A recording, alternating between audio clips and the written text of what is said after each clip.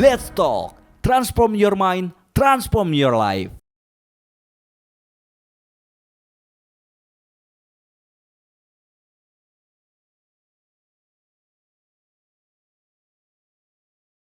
Selamat pagi, salam jumpa dengan saya Ferdinand Timbul Simanjuntak sebagai auditor di Satuan Pengawas Intern Perum Jasa Tirta II. Saat ini saya berada di URN Learning Center Podcast, Transform Your Mind, Transform Your Life. Itulah tagline dari URN Learning Center Podcast. Saat ini nanti akan saya memandu acara ini bersama teman saya, sahabat saya, yaitu Bapak Yogi, Bu Eka, sebagai teman saya berdiskusi santai di acara podcast ini. Langsung saja kita mulai acara podcast santai ini dengan topik implementasi akhlak dalam pengendalian internal Perum Jasa Tirta II. Dengan ini tidak lagi berlama-lama, Pak Yogi, Bu Eka, mungkin langsung ke Bu Eka dulu memperkenalkan diri dan Pak Yogi silakan. Selamat pagi. Pagi Bu. Perkenalkan saya Eka Febrianti Ya. dari SPI Perum Jasa Tirta II. Ya. Dalam hal ini kita mau berdiskusi ya. Bicara santai. Santai lah ya terkait Iya, Bu. dengan sistem pengendalian internal. Iya. Tapi implementasi terhadap akhlak. Oke, akhlak ya Bu ya. Iya. Mungkin Pak Yogi silakan. Assalamualaikum warahmatullahi wabarakatuh. Selamat pagi. Waalaikumsalam warahmatullahi wabarakatuh. Selamat pagi. WRE ya Perum Jasa Tirta II.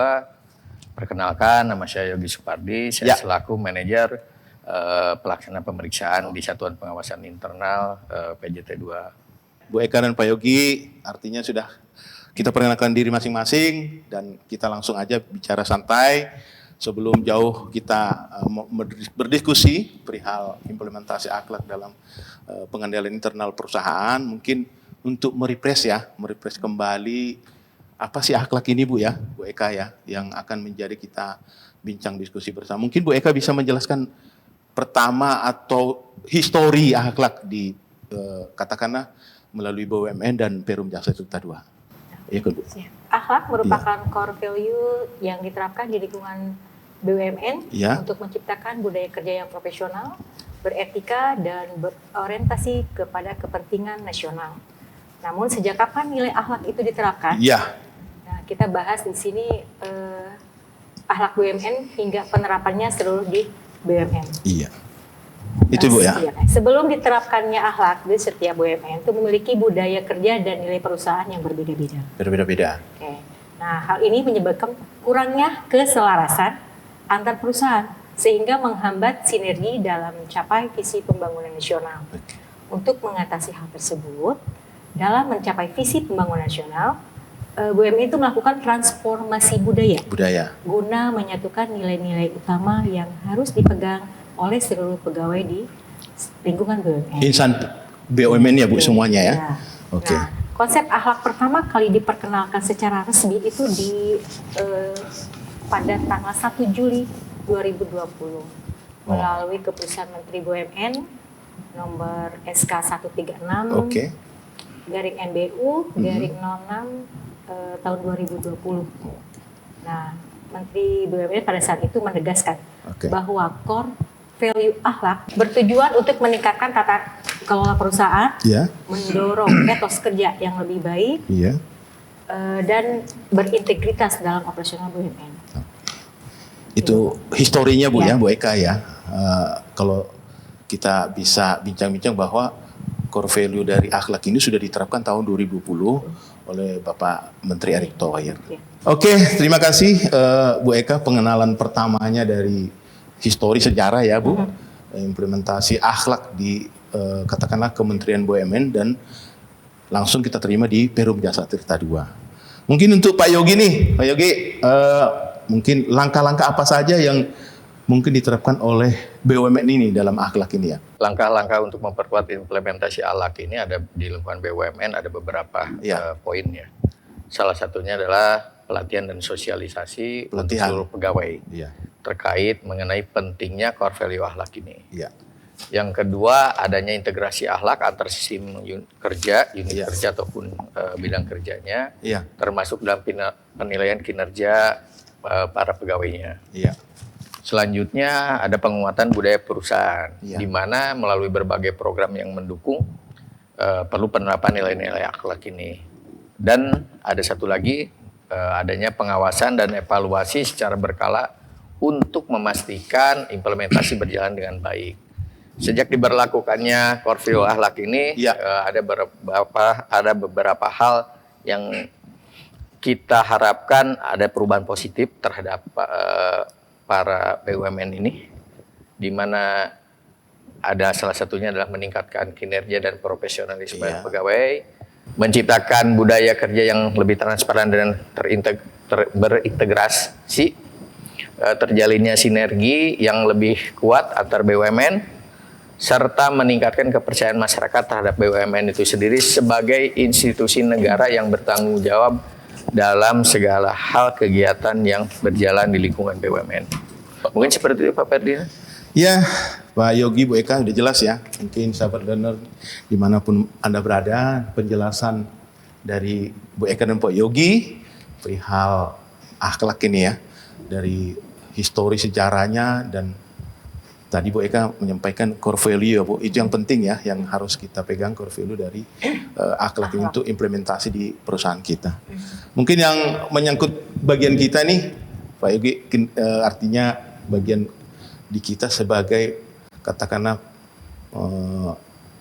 pengendalian internal perusahaan ya, implementasi peran akhlak dalam pengendalian internal perusahaan.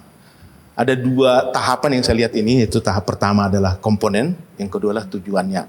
Ya, jadi mungkin Bu Eka sama Pak Yogi boleh mengambil bagian dari kedua ini, tujuan dan komponen. Kalau Bu Eka ngambil di bagian mana nih? Komponen saja. Komponennya. Ya. Nanti mungkin itu menyangkut dari tupoksi Ibu ya, sebagai perencana Bu ya. Nanti Pak Yogi adalah tujuannya yang melakukan pemeriksaan ya Bu ya. Artinya dari 2 manajer ini disatukan, itulah yang menjadi katakanlah implementasi peran akhlak dalam pengendalian internal perusahaan ya Bu ya, Pak Yogi ya. Oke, mungkin langsung saja Bu Eka. Sistem pengendalian intern ini artinya peran akhlak ini dalam pengendalian internal perusahaan dari katakanlah sisi komponennya. Apa-apa saja nih Bu komponen-komponennya yang harus Ibu jelaskan dalam implementasi akhlak dalam pengendalian internal perusahaan. Bu Eka silakan. Yep. Di sini ada beberapa tahap implementasi akhlak ya, untuk pengendalian internal. Umumnya itu tahapan seperti perencanaan dan sosialisasi nilai akhlak, kemudian penyelarasan kebijakan pengendalian internal dengan nilai tersebut, kemudian pelatihan dan edukasi mengenai etika akhlak dalam konteks pengendalian. Kemudian penerapan prinsip akhlak dalam proses pengendalian seperti penilaian risiko, kemudian pelaporan, serta pemantauan dan evaluasi berkelanjutan untuk memastikan efektivitas pengendalian internal yang selaras dengan akhlak. Dengan budaya akhlak. Budaya akhlak sendiri ya. Kita bahas satu-satu ya. Iya, boleh silakan Bu Eka. Komponen atau implementasi akhlak 1 ini terkait dengan tahap perencanaan dan sosialisasi. Nah, pengertian akhlak di sini adalah memahami secara mendalam nilai-nilai akhlak, yaitu amanah, kompeten, harmonis, loyal, adaptif, dan kolaboratif. Sebagai inti budaya perusahaan. Ya. Kemudian untuk penetapan tujuan, menentukan bagaimana nilai akhlak dapat mendukung pencapaian tujuan pengendalian internal, yaitu menciptakan pelaporan keuangan yang handal dan efisiensi operasi. Kemudian untuk sosialisasi, itu mengkomunikasikan nilai-nilai akhlak kepada keseluruh elemen organisasi. Sudah ada sebenarnya Bu Eka agen-agennya ya. Salah satunya saya juga sebagai agen ya. Itu agar terbentuk pemahaman dan identitas bersama. Seluruh karyawan insan PJT 2. Kemudian yang untuk tahap kedua itu terkait dengan penyelarasan kebijakan dan proses. Kita di sini ada poin mereview kebijakan pengendalian internal. Mereview ya. Review ya. Kebetulan di sistem pengendalian internal itu ada di SPI. Sistemnya ya.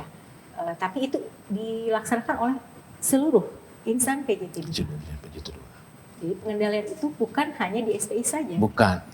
Jadi bukan tanggung jawab di kita sendiri ya. Bukan tanggung jawab SPI, tapi Tapi mereka seluruh insan PJT2 menjaga itu ya. Ya. Oke. Nah, di sini kita harus meninjau dan merevisi kebijakan prosedur yang ada untuk memastikan keselarasan dan prinsip akhlak. Oke. Nah, kebetulan nih untuk tahun ini nih kita 2025 ya. 2025 itu kita lagi mereview terkait dengan pedoman dan juga prosedur. Prosedur Nah, ya. Iya. Prosedur-prosedur yang akan nanti dilaksanakan seluruh katakanlah unit kerja ya Bu Eka ya. Iya. Ya, oke. Kemudian integritas nilai akhlak dalam proses Iya. itu memasukkan nilai akhlak ke dalam setiap proses pengendalian internal. Tadi satu terkait dengan risiko. Oh, risiko. Nah, kan penilaian risiko. Kemudian laporan keuangan. Laporan itu keuangan. lebih harus namanya itu terkendali. Itu makanya disebut sistem pengendalian internal. Jadi dilihat dari risiko dan juga pelaporan. Kemudian untuk tahap yang selanjutnya itu ada ini penerapan teknologi. Oke. Nah, itu memanfaatkan teknologi yang mendukung implementasi pengendalian internal. Artinya harus selaras juga kita mengetahui perkembangan teknologi ya Bu ya. Betul, gitu. Jadi kita seperti sistem digital yang dapat mendeteksi anomali secara cepat. Oke. Lanjut. Kemudian untuk 3 tahap pelatihan dan edukasi. Oke. Nah, pelatihan karyawan itu menyelenggarakan pelatihan rutin untuk karyawan mengenai etika bisnis dan pentingnya nilai akhlak. Kalau pelatihan ini di divisi SDM ya Bu ya, yang lebih berkompeten melaksanakan ya Bu ya. Iya. Kita hanya melaksanakan. Pelaksana kita sebagai katakanlah untuk mendapatkan pelatihan ya Bu ya. Ya. Sama dengan pengembangan kompetensi. Kompetensi ya. Ya kan di sini juga membangun supaya karyawan itu mampu menjalankan tugas dengan standar akhlak yang tinggi dan baik. Baik ya. Nah, kemudian 4 itu terkait dengan implementasi dan pelaksanaan. Di sini kita membangun budaya etis ya, menciptakan lingkungan kerja yang mendorong perilaku positif. Berarti insan PJT itu sesama insan juga harus menjaga ya. Betul. Jangan satu katakanlah tidak melakukan, yang satu melakukan jadi ada katakanlah tidak timpang gitu loh ya Bu Eka, Pak Uyeg ya. Jadi sama-sama semua menjaga ya. Oke. Mendorong perilaku yang positif ya. Jujur, kemudian profesionalisme sesuai dengan akhlak. Iya. Nah, kemudian penerapan etika dalam operasi. Oke. Jadi mendorong karyawan untuk selalu bertindak amanah, kompeten, dan harmonis, loyal, adaptif dalam setiap aspek pekerjaan, termasuk dalam menjaga pengendalian internal sendiri. Kemudian yang tahapan kelima itu tahap pemantauan dan evaluasi. Di sini kita harus melakukan monitoring berkelanjutan. Nah, jadi pemantauan itu dilakukan secara berkala untuk memastikan prinsip akhlak yang diterapkan dan efektif dalam pengendalian. Kalau berkalanya, maaf nih Bu Eka, berkala itu per triwulan kah, per semester kah, atau langsung per tahun? Ya. Per 3 bulan ya, per triwulan ya. Oke, berkalanya itu ya Bu Eka ya. Nah, untuk evaluasi hasilnya itu tadi mengevaluasi implementasi itu mengidentifikasi keberhasilannya sejauh mana sih alat itu diterapkan. Iya. Diharapkan naik ya Bu ya. Betul, diharapkan baik.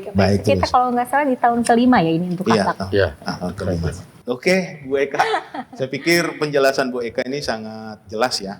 Artinya dari sisi dari tadi komponen ya Bu ya, komponen yang Bu jelaskan jelas. Tetapi alangkah baiknya ditambah lagi dengan tujuan nih Pak Yogi. Jadi komponennya sudah ada, tujuannya seperti apa? Ini yang mungkin Pak Yogi bisa jelaskan dalam implementasi akhlak dalam pengendalian internal perusahaan. Mungkin Pak Yogi silakan. Baiklah, saya akan menjelaskan terkait dengan tujuan dari sistem pengendalian internal ini adalah memberikan keyakinan yang memadai untuk mencapai 3 tujuan. Yaitu tujuannya itu adalah efektivitas, efisiensi operasional, dan keandalan laporan keuangan. Di mana ketaatan terhadap aturan-aturan yang berlaku baik di perusahaan ataupun di pemerintahan ataupun hukum yang berlaku ya di negara kita. Tujuan utama sistem pengendalian internal itu saya jelaskan satu persatu ya Bang Per. Efektivitas dan efisiensi operasional itu memastikan seluruh kegiatan operasional ini berjalan sesuai dengan rencananya, sehingga rencana itu menggunakan sumber daya yang optimal, terus dan mencapai sasaran yang ditetapkan. Sehingga antara rencana, SDM, dan operasional ini berjalan berkesinambungan satu sama lain, seperti itu. Keandalan laporan keuangan salah satunya adalah menjaga keakuratan. Keakuratan atas kelengkapan dan ketepatan waktu terhadap informasi keuangan, sehingga dapat diandalkan untuk mengambil keputusan yang tepat. Nah, selanjutnya ada kepatuhan terhadap hukum dan peraturan, memastikan perusahaan ini mematuhi segala ketentuan perundang-undangan yang berlaku dan kebijakan-kebijakan internal telah ditetapkan oleh manajemen. Nah, sehingga kami SPI dalam pelaksanaan pemeriksaan audit ini akan melihat pengendalian internalnya satu sama lain, karena kan kalau yang namanya SPI itu adalah third defense. Yang first-nya itu ada di first dan second-nya itu ada di unit kerjanya dan para pembinanya. Seperti itu. Tujuan lain dari sistem pengendalian internal ini adalah salah satunya adalah perlindungan aset. Di mana kita mempunyai beberapa aset ya, aset kelola ataupun aset milik ya. Melindungi aset kekayaan organisasi dari risiko-risiko kerugian. Kerugian kebocoran, penyimpangan, penipuan, bahkan mungkin penyalahgunaan salah satunya seperti itu. Contohnya aset gitu ya. ya. Aset-aset kita yang aset kita beralih ke tangan orang yang tidak bertanggung jawab gitu ya, alih fungsi ataupun mungkin ada kasus-kasus hukum yang dimana aset itu menjadikan salah satunya adalah kredibilitas perusahaan, terus hukum itu kan risiko reputasi dan risiko hukum itu bisa terjadi di situ. Selanjutnya adanya disiplin dan kepatuhan manajemen. Kita akan mendorong seluruh lapisan organisasi ini untuk mematuhi kebijakan manajemen sesuai dengan prosedur yang telah diterapkan. Sehingga ketika kita mengaudit, pelaksanaan audit, kita melihat proses bisnis setiap unit kerja ataupun divisi-divisi ataupun unit wilayah kerja ini sesuai nggak dengan prosedur-prosedur yang berlaku melaksanakannya. Nggak gitu ya? Iya, seperti itu. Terus salah satunya adalah ketika kita melaksanakan audit ini, salah satunya adalah untuk mengurangi risiko-risiko. Karena perusahaan ini mempunyai risiko-risiko ya. Risiko apa aja itu Pak Yogi coba? Ada risiko besar, sedang dan kecil ya.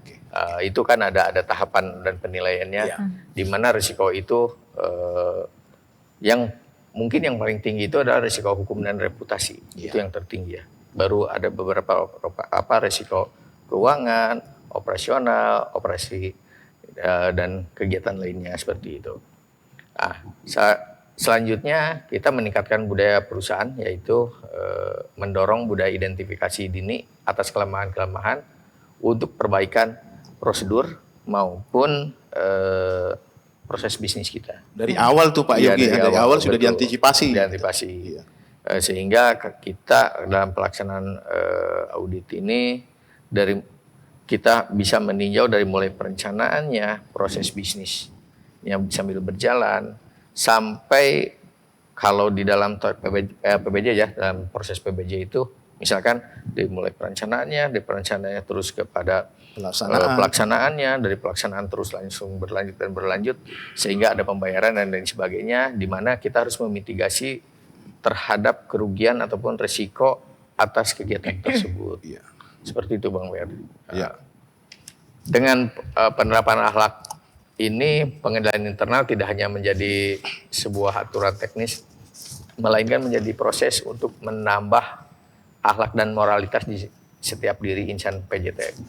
Karena kalau kita perhatikan core value akhlak ini, amanah, kolaboratif dan sebagainya, sebenarnya kalau kita satukan akhlak itu adalah kepada dirinya sendiri. Bertanyalah kepada dirinya sendiri. Diawali dari diri sendiri, sehingga yang namanya akhlak ini, kalau akhlaknya baik dan benar, insya Allah semua proses bisnis di perusahaan ini berjalan dengan baik dan benar juga, dan berjalan dengan lancar. Dari tanggung jawab diri sendiri. Betul, karena dimulailah dari akhlaknya diri sendiri, sehingga tanggung jawab ini bisa berjalan secara baik dan benar.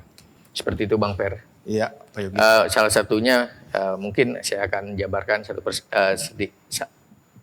persatu ya. Terkait dengan amanah. Amanahnya itu yaitu di mana kita itu punya tanggung jawab. Tanggung jawab amanah itu dibebankan kepada para pemangku jabatan.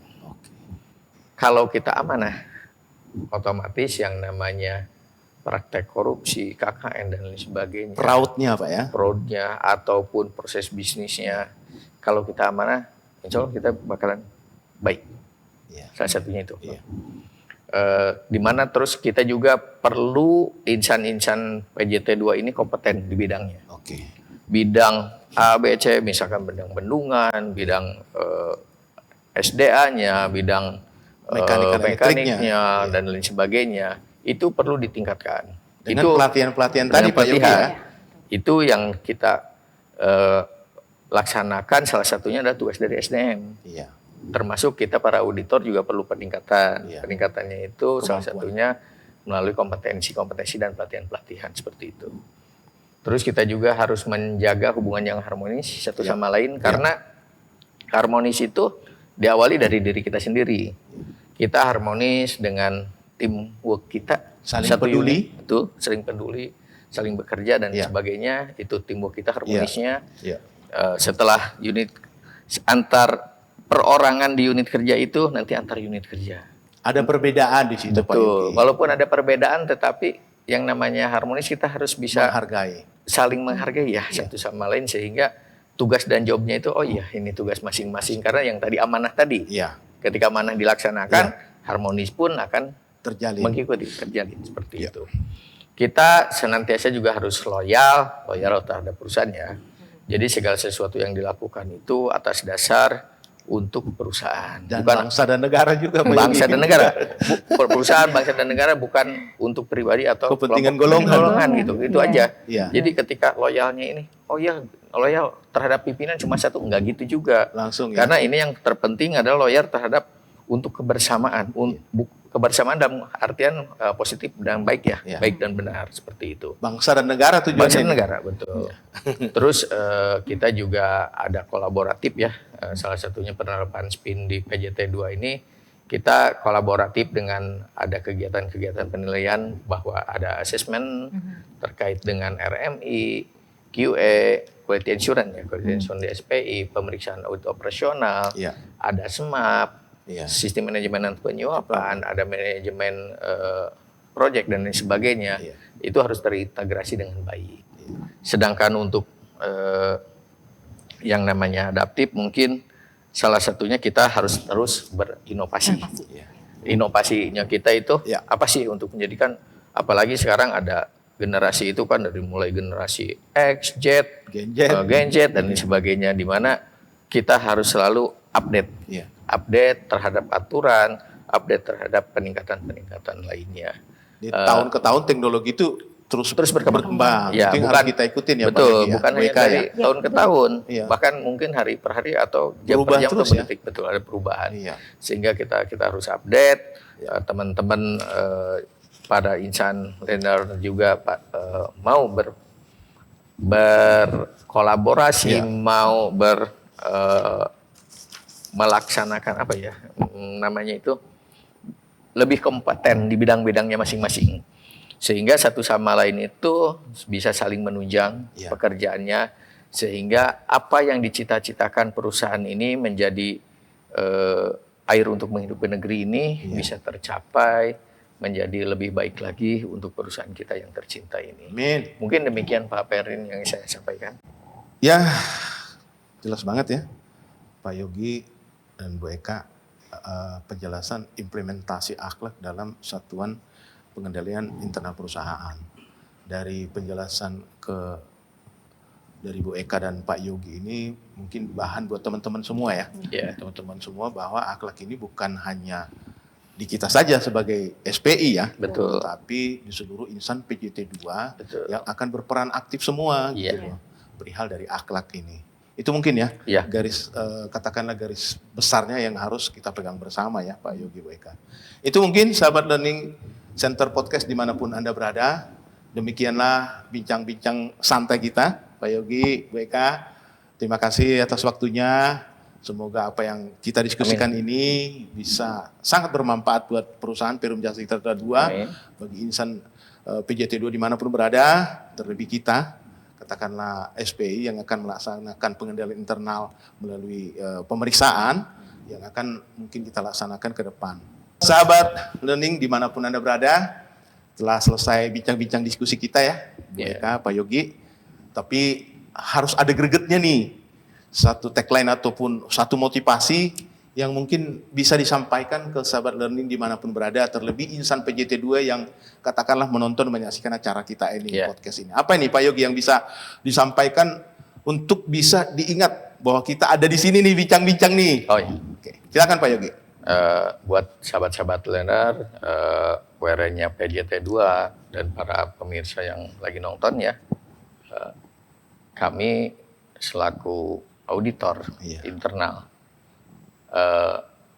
setiap instan perusahaan di BUMN ini selalu memberikan apa yang terbaik bagi perusahaannya, secara baik dan benar, baik bagi perusahaan, bagi negara, dan benar atas dasar peraturan-peraturan yang ada. Jangan pernah lelah untuk berinovasi, jangan pernah lelah untuk berkolaborasi, jangan pernah lelah untuk belajar dan belajar sehingga kompetensinya bisa meningkat. Dan satu lagi, kita tadi ngebahas terkait dengan akhlak, di pengendalian, itulah kuncinya pengendalian internal yang berakhlak baik. Oke. Seperti itu mungkin. Oke, terima kasih Pak Yogi. Sepertinya Mungkin sudah Bu Eka nggak ini nih. Ya, karena sudah semuanya nih kayaknya sama Pak Yogi nih. Tapi Udah harus ada terangkum Bu Eka. Ya, terangkum Iya, semua. ada rangkumannya dari Bu Eka. Itu mungkin Bu Eka ada yang perlu di sedikit aja ya mungkin sedikit. ya, buat teman-teman yang menonton ya podcast kita nih terkait dengan akhlak, implementasi pengendalian internal yang kita lakukan di di akhlak ini sendiri, itu banyak hal yang harus kita explore ya. Dalam artian tadi amanah, kita harus jujur. Setiap pekerjaan kita harus betul-betul bertanggung jawab atas apa yang kita tugas yang telah kita lakukan tuh bertanggung memegang jawab. teguh kepercayaan yang telah diberikan ke kita. Ya. Dan itu buat anak-anak yang sekarang nih yang Gen Z ya, nih. Alpha dan Gen Z. Itu terapkan itu. Terkait dengan amanah, kompeten itu mereka tuh sebenarnya sudah bisa, cuman dalam penyampaian beretika ya, terutama etika dalam penyampaian apapun itu, kalau bahasa Sunda atau ini mah pakai wuh ya, sopan santunnya itu lebih harus lebih di orang timur kita kan beda dengan Gen Z sekarang kan lebih cuek ya anaknya itu kan lebih cuek ya, tapi kan kalau kita ngelihat dengan akhlak itu sendiri kan kita ada kolaborasi, itu bekerja sama dengan baik gitu loh, menciptakan suasana dengan baik. Berarti attitude-nya yang baik, attitude-nya bahasa baik. Inggrisnya itu sikap ya Pak. Bersikap. Itu ya Pak Yogi, Bu Eka ya, closing statement ataupun pesan yang bisa disampaikan ke katakanlah generasi Gen Z, generasi Alpha dan seterusnya ya, bahkan anak cucu kita yang akan mewarisin perusahaan kita ini ya, Perum Jasa Tirta 2 Bu Eka, Pak Yogi ya.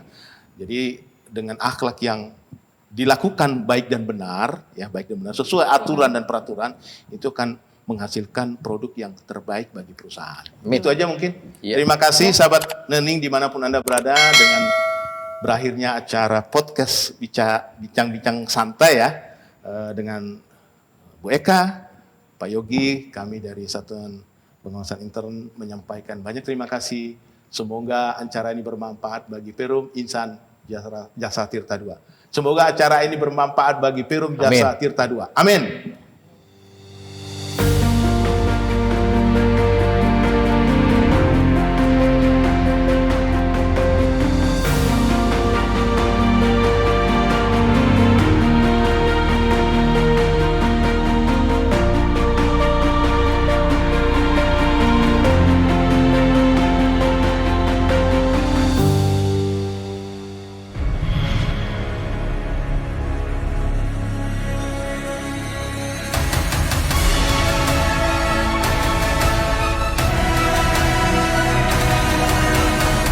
Let's talk. Transform your mind, transform your life.